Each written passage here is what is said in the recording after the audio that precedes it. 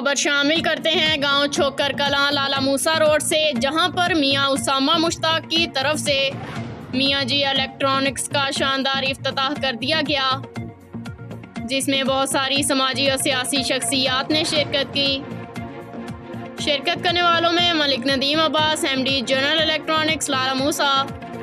Chaudhary Akhtar chairman Chhokar Kalan, Chaudhry Imtiaz Ahmed Gujjar हाल मुकीम German,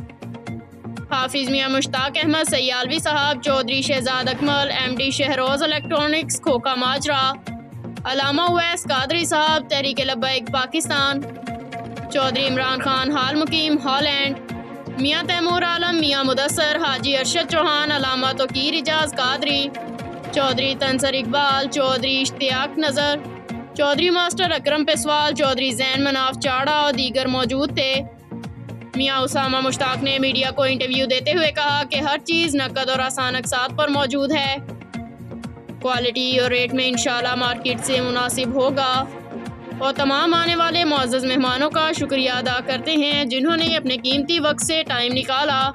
report Adnan Chaudhry, bureau chief Qasre Noor news HD Gujarat.